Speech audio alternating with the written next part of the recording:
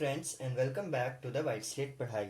आज हम लोग चैप्टर प्लेइंग विद नंबर्स का 7th लेक्चर वीडियो कवर कर रहे हैं, जो कि हमारी इस लेक्चर सीरीज़ की लास्ट वीडियो होगी। अगर आपने इसके पहले के 6 लेक्चर्स नहीं देखे हैं तो पहले आप वो लेक्चर्स देख लीजिए। उन लेक्चर्स की पूरी प्लेलिस्ट की लिंक अब आपको डिस्क्रिप्शन में मिल जाएगी, और वो देखने के बाद आपको ये लेक्चर ईजिली समझ आएगा, वरना नहीं आएगा समझ। तो आज हम लोग पढ़ेंगे HCF और LCM के बारे में, highest common factor and lowest common multiple. आप लोग अपनी प्रीवियस क्लासेस से भी थोड़ी बहुत नॉलेज लेके आए होंगे वैसे तो, लेकिन नहीं भी लेके आए हैं तो घबराने की कोई बात नहीं है। हम लोग बिल्कुल सिंपल से स्टार्ट करेंगे और अच्छी लेवल तक के क्वेश्चंस कवर कर लेंगे इस वीडियो में। Okay, so let's start.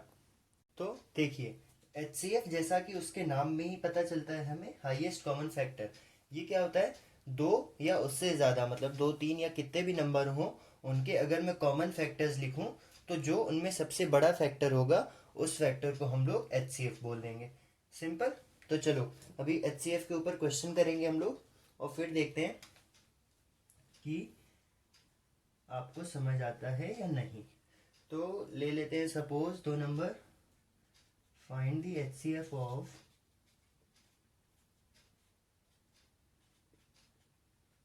First. 24 and 36 का ले लेंगे एक तो, और किसका ले लें? और दो नंबर्स बताइए जल्दी से।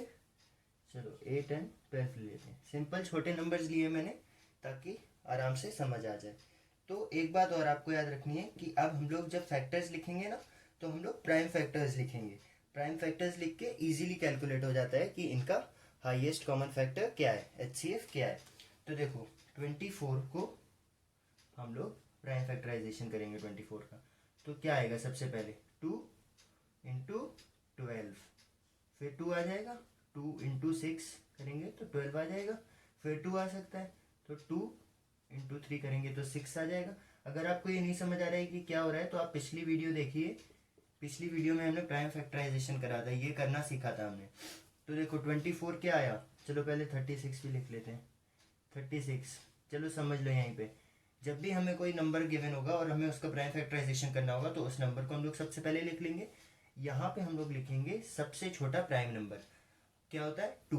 2 नहीं लिखते अगर यहाँ पे एक इवन नंबर नहीं होता तो, क्योंकि इवन नंबर 2 से डिविजिबल नहीं होते हैं। तो फिर हम वो नंबर लिखते जो, वो सबसे छोटा प्राइम नंबर लिखते जो इससे डिविजिबल हो। यहाँ 3 लिखते अगर 3 होता डिविजिबल इससे। 5 लिखते 5 से डिविजिबल होता तो, एंड सो ऑन। तो 2। अब हमें 36, 2 में किसी ऐसे नंबर का मल्टीप्लाई करूँ मैं कि 36 बन जाए, तो 2 इंटू 18 मुझे 36 दे देता है। अभी देखो 18 फिर से इवन नंबर है, तो मैं फिर से 2 ले सकता हूँ। 2 9 जा 18 दे सकता है मुझे। अभी 2 लिखूंगा तो नहीं बनेगी बात, क्योंकि 9 के टेबल 2 के टेबल में 9 नहीं आता है। तो अब 3 ले लेंगे। 3 3 जा 9, और एक बार और 3 ले लेंगे तो 3 1 जा 3। तो हम ये कब तक करते हैं? जब नीचे 1 आ जाए तब तक करते हैं। 1 1 आ गया ना। अभी देखो 24 को मैं क्या लिख सकता हूँ? 24 को मैं लिख सकता हूँ 2 into 2 into 2 into 3। 2 into 2 into 2 into 3। अगर आपको नहीं यकीन हो रहा है तो देख लीजिए। 2 2 जा क्या होता है? 4। 2 3 जा क्या होता है? 6। और 4 6 जा 24, है ना? आ गया ना? तो इसको हम लोग लिख सकते हैं 2 इंटू 2 इंटू 2 इंटू 3। ऐसे ही 36 को हम लोग लिख सकते हैं 2 into 2 into 3 into 3। 2 into 2 into 3 into 3। ठीक है। तो अभी देखना है हमें हाईएस्ट कॉमन फैक्टर निकालना है। तो हम लोग दोनों में जितने भी नंबर्स कॉमन आते जाएंगे ना, उनका पेयर बनाते जाएंगे। तो देखो ये 2 इस 2 के साथ पेयर बना लेगा, ये दोनों कॉमन है। ऐसे ही ये 2 इस 2 के साथ पेयर बना लेगा, ये दोनों कॉमन है। ये 2 क्या इसके लिए यहाँ पे कोई 2 है? नहीं है, तो ये ऐसे ही खाली बैठा रहेगा, इसका कुछ नहीं हो सकता। ये 3 इसके लिए यहाँ पे 3 है, बिल्कुल है, तो ये 3 इसके साथ पेयर बना लेगा। या फिर आप इस 3 का भी इसके साथ पेयर बना सकते हो, कोई से भी एक 3 का बना दो। और दूसरे 3 के लिए क्या मेरे पास ऊपर एक और 3 बचा है? नहीं, तो ये 3 भी खाली बैठा रहेगा। अब जो कॉमन आ गए उनको लिख लो। तो ये एक आ गया 2, एक और 2, इंटू भी लगाएंगे, इंटू ये दोनों कॉमन मिलके एक 3 बन गया। तो 2 इंटू 2 कितना होता है? 4 इंटू 3 12। तो इनका HCF आ गया 12। ठीक है। अभी ऐसे ही 8 और 12 के लिए निकाल लेते हैं। तो 8 को मैं क्या लिख सकता हूँ, इसका प्राइम फैक्टराइजेशन कर लेंगे पहले तो 8 का। तो देखो 2 आ जाएगा, 2 4 ज़ा 8, फिर से 2 आ जाएगा, 2 2 ज़ा 4, फिर से 2 आ जाएगा, 2 1 ज़ा 2। ठीक है, 1 आ गया। अब हमें इसमें कुछ नहीं करना है। ऐसे ही 12 का करेंगे तो 2 6 ज़ा 12, 2 3 ज़ा 6। अब 2 नहीं लिख सकते क्योंकि 3 आ गया, 3 1 ज़ा 3, 1 आ गया, काम खत्म। तो 8 को हम लोग लिख सकते हैं 2 इंटू 2 इंटू 2, और 12 को हम लोग लिख सकते हैं 2 इंटू 2 इंटू 3, है ना।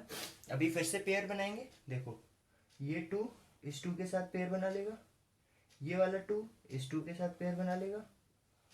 इस 2 के लिए यहाँ पे नीचे कोई 2 नहीं है तो ये खाली है, ऐसे इसका कोई काम नहीं।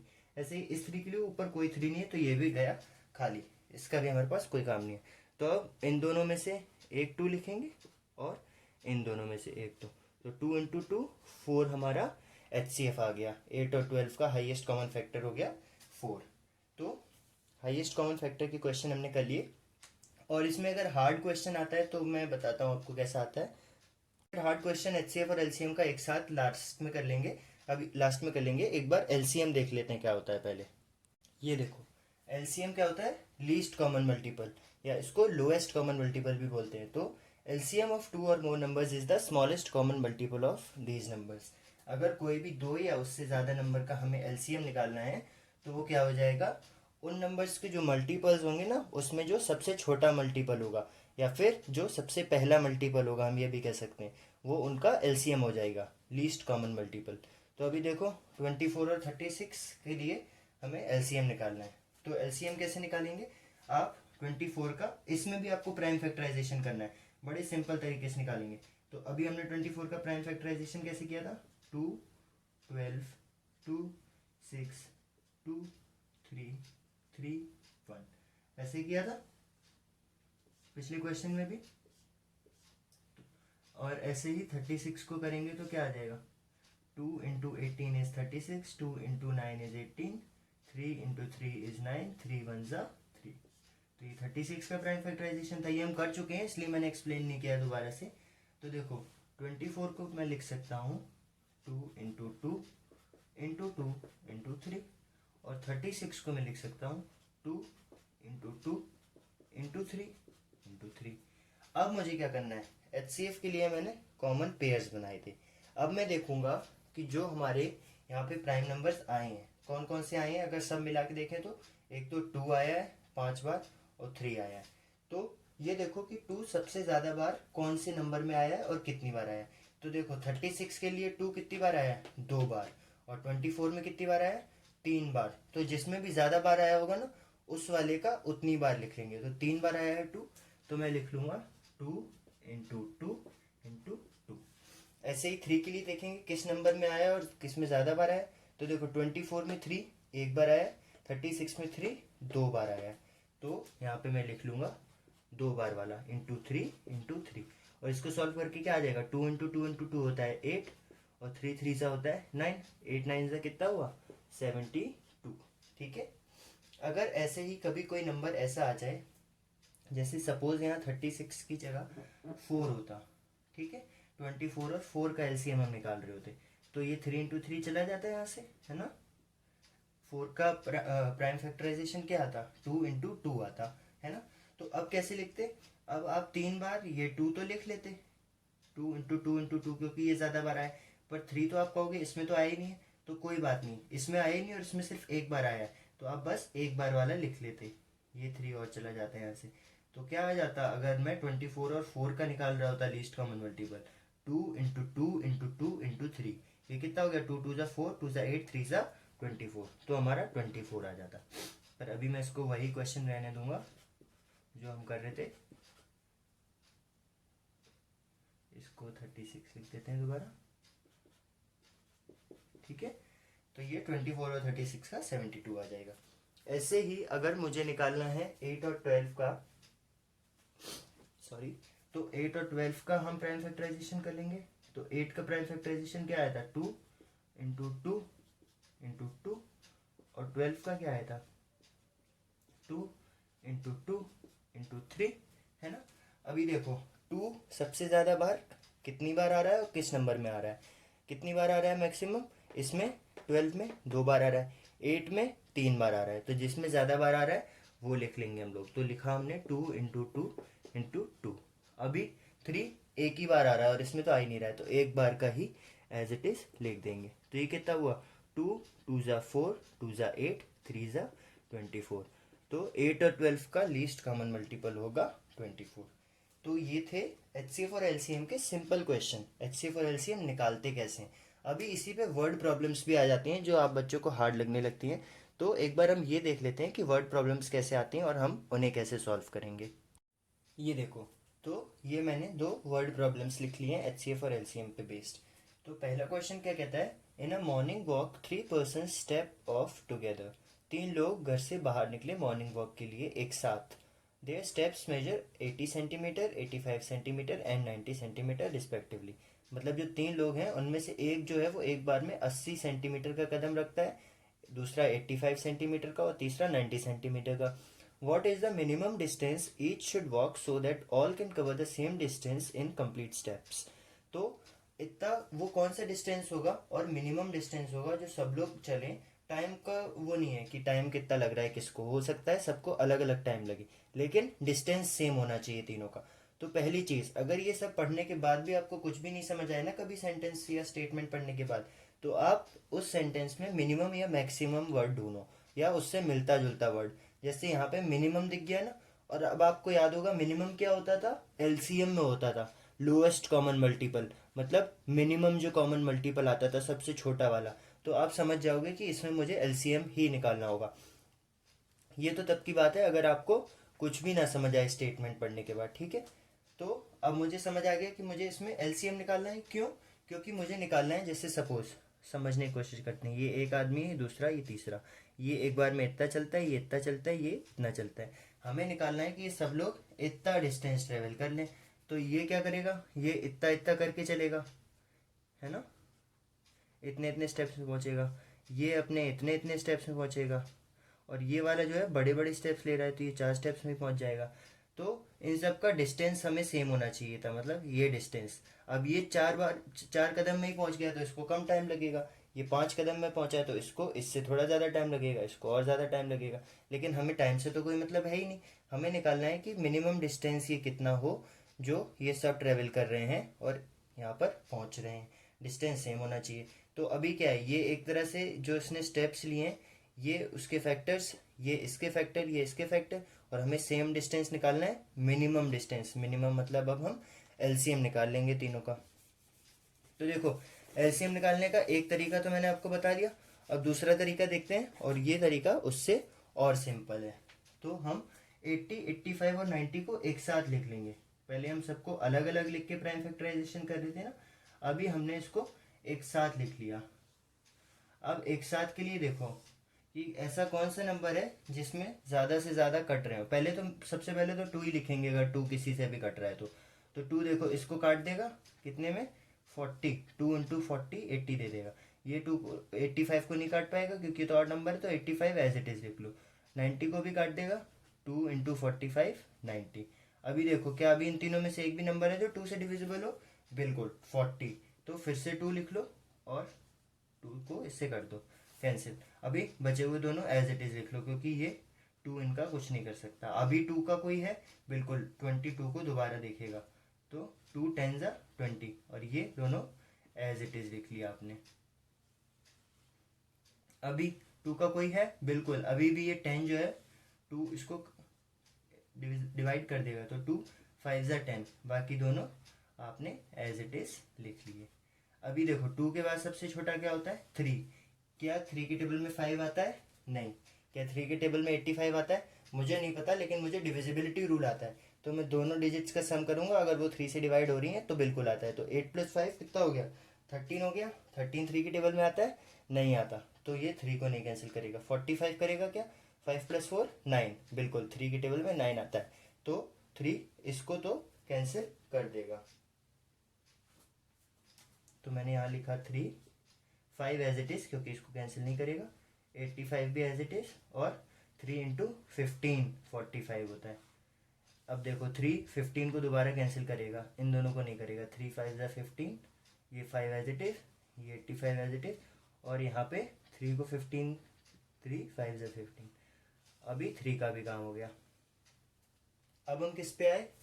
अब हम आए 5 पे, क्योंकि अब 3 इन तीनों को डिवाइड नहीं करेगा।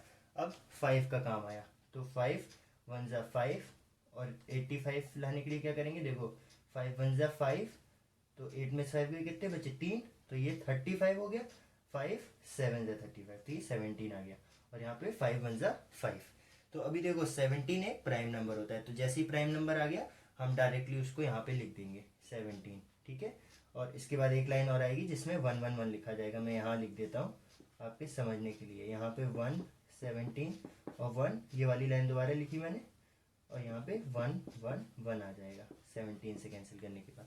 तो इनका एलसीएम क्या आया? ये सारे नंबर जो हमने लिख लिए हैं, ये 17 एक ही बार है, 2 बार नहीं है। ये वाली लाइन मैंने दोबारा यहाँ लिखी है, तो एलसीएम आया 2 इंटू 2 इंटू 2 4 बार, फिर 3 इंटू 3 2 बार, इंटू 3 इंटू 3, और फिर 5 इंटू 17। तो इसको सॉल्व करके देखो क्या आता है। 2 इंटू 2 ये आया 16, 3 इंटू 3 ये आया 9, और 7 इंटू 5 85। तो इसको क्विकली सॉल्व करते हैं और देखते हैं कितना आता है। इसको सॉल्व करके आएगा 1 2 2 4 0 सेंटीमीटर। सेंटीमीटर लिखना मत भूलना, क्योंकि वो यूनिट है, यूनिट के बिना आपका क्वेश्चन अधूरा है। तो सब लोग मिलके 12,240 सेंटीमीटर चलेंगे, उसके बाद ये लोग सेम डिस्टेंस कवर करेंगे। अभी देखो दूसरा question. 2 tankers contain 850 litre and 680 litre of kerosene. 2 tanker में 850 और 680 लीटर कैरोसिन है। Find the maximum capacity of a container which can measure the kerosene oil of both the tankers when used an exact number of times। अब फिर से वही हुआ, sentence पढ़ के मुझे कुछ नहीं समझ आया, तो मैंने क्या ढूंढा इसमें? मिनिमम या मैक्सिमम। अगर मुझे मिनिमम कहीं पे भी दिख रहा है तो मैं एलसीएम ले लूंगा, और मैक्सिमम दिख रहा है तो मैं एचसीएफ ले लूंगा। क्यों? क्योंकि एचसीएफ क्या होता है? Highest common factor. हाईएस्ट और मैक्सिमम देखो एक जैसे है ना, हो सकता है यहाँ पे आपसे डायरेक्ट ही हाईएस्ट खुद ही बोल देते क्वेश्चन में, तो यहाँ देखो मैक्सिमम दिख रहा है मुझे, तो मुझे समझ आ रहा है कि मुझे इनका एचसीएफ लेना है। और वैसे भी देखो क्वेश्चन क्या है, 2 टैंकर में 850 लीटर और 680 लीटर कैरोसिन है। ये 850 लीटर कैरोसिन है एक टैंकर में, और एक टैंकर में 680 लीटर कैरोसिन है। मुझे एक तीसरा टैंकर ऐसा चाहिए जिससे मैं इन दोनों की कैपेसिटी मेजर कर सकूं। तो देखो जब भी मुझे तीसरा चाहिए, जैसे ये क्या हो गई, हमारी बाल्टी हो गई, तो बाल्टी से हम जब भी मग्गे से पानी निकालते हैं तो मग्गा हमेशा बाल्टी से छोटा ही होता है ना, हमेशा छोटा होता है। और हमने फैक्टर्स की भी प्रॉपर्टी पढ़ी थी कि फैक्टर हमेशा नंबर से छोटे होते हैं। तो अभी देखो एक ऐसा, अगर मैं मान लो 50, अगर ये तो चलो क्वेश्चन हो गया, दूसरे सिंपल वर्ड्स में बोले, अगर एक 500 लीटर की टंकी है और एक मेरे पास 200 लीटर की टंकी है, और आपसे बोला जाए कि एक ऐसी तीसरी वो बताओ, मग्गा ले लो चलो एग्जांपल के लिए, जो इन दोनों को मेजर करे, तो आप कहोगे कि मैं 100 लीटर का एक मग्गा ले लूँगा और 2 बार में इसको मेजर कर लूँगा, 5 बार में इसको मेजर कर लूँगा। तो वैसे ही कुछ हमें यहाँ फाइंड करना है। तो ये करने के लिए हम क्या निकालेंगे? 100 इन दोनों के लिए क्या है? एचसीएफ है इनका, तो हम एचसीएफ निकाल लेंगे 850 और 680 का, वही हमारा आंसर हो जाएगा। तो देखो 850 और 680 का एचसीएफ क्या आएगा?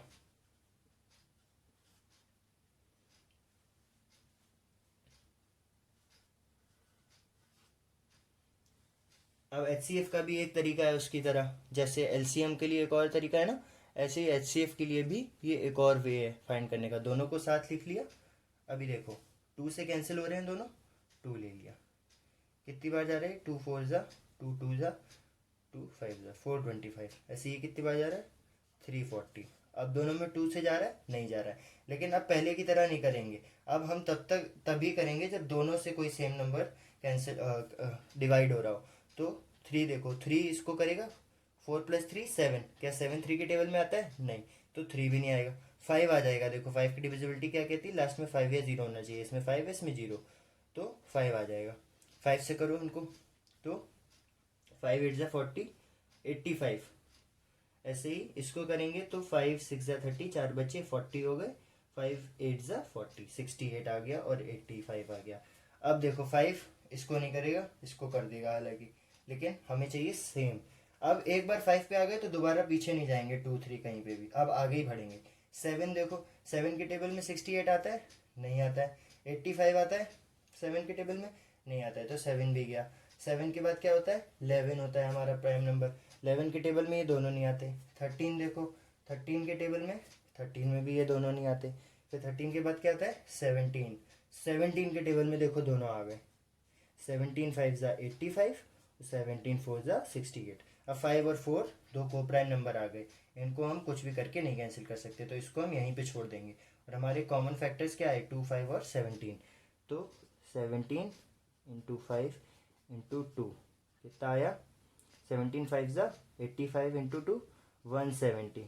तो 170 लीटर की हमें एक तीसरी कंटेनर चाहिए जो इन दोनों को हमेशा मेजर कर देगी। ठीक है, तो इस वीडियो में इतना ही। वर्ड प्रॉब्लम्स में अगर आपको समझने में दिक्कत हुई हो ना, तो आप एक बार और इनको देखना। देखो, जो बच्चे अच्छे मार्क्स लाते हैं और जो बच्चे अच्छे मार्क्स नहीं ला पाते हैं, कॉन्सेप्ट को नहीं समझ पाते हैं, उनमें यही डिफरेंस है कि जब एक बार आपको कोई चीज़ नहीं समझ में आए तो आप उसको दोबारा समझने के लिए कितने अग्रसर है, ये बात इंपॉर्टेंट है आपके लिए। अगर ये क्वेश्चन, इतना सिंपल क्वेश्चन भी समझने के लिए आपको 1 घंटा भी लगता है ना, और आज अगर आप वो 1 घंटा इसमें इन्वेस्ट कर देते हैं, तो अगली बार जब भी ये या इसके जैसा कोई क्वेश्चन आपके सामने आएगा तो उसमें आप घबराएंगे नहीं और आराम से सॉल्व कर लेंगे। इसलिए जब भी कोई चीज़ ना समझ आए ना, तो उसको छोड़ मत दो। उसमें टाइम लग रहा है, उसको टाइम दो। अलग अलग लोगों से पूछो, जो भी टीचर्स आपके पास हैं उनसे पूछो, कैसे भी करके उसको फिनिश करना है आपको, ताकि दोबारा कभी लाइफ में वो दिखे आपको तो बिल्कुल ईजी रहे। और ऐसे ही आप अच्छे मार्क्स भी स्कोर करोगे और आपके सारे कॉन्सेप्ट्स क्लियर रहेंगे, आपको सब कुछ आता होगा। ठीक है, तो वीडियो अच्छी लगी हो तो लाइक करना और अपने फ्रेंड्स के साथ शेयर करना। और अगर अभी तक आपने द वाइट स्लेट पढ़ाई चैनल को सब्सक्राइब नहीं किया है तो सब्सक्राइब भी कर लेना। Thank you.